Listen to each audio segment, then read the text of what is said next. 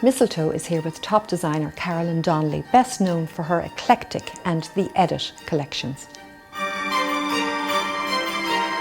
Well, my approach to Christmas decorating is very informal. Years ago, when my daughter was small and I had my first home, I didn't have a lot of decorations, so I just decorated a very tall, simple tree with a lot of white lights, and then I covered it in large hydrangea heads that I had dried, and it was really effective and very dramatic. And for me, that sums up Christmas, just to do it a little bit different. But this year I'm going with some floral neoprene lights, which I think are quite mad. I have pink ones and white ones, and I'm really looking forward to putting them up. I actually just love the madness of the colour. I don't like formality, and I absolutely hate having sort of a whole red and green theme. I don't have themes, I don't do that. I don't do red baubles. I do mad colours really and put it all together.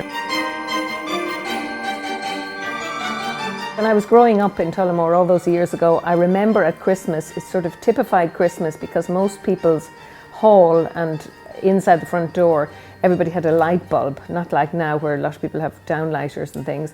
And they covered at Christmas, the significance was that they took off the lampshade and they covered the light bulb with a paper star, and it was usually orange coloured.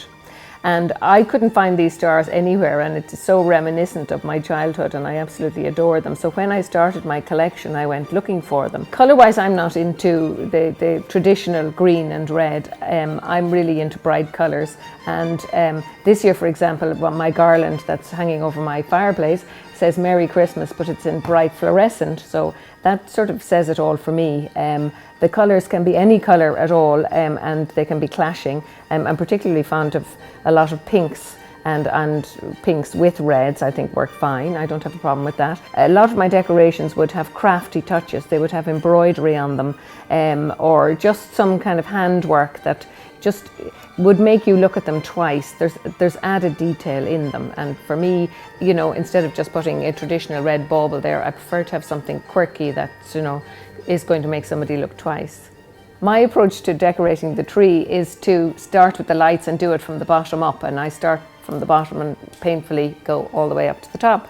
And I know in most houses, when it comes to decorating the tree, people wait until all the family are together and everybody crowds around and they do it. But in fact, I'm afraid that I'm just so finicky and awkward and so into the detail of it that I don't let anybody else do it. I have to do the whole thing myself.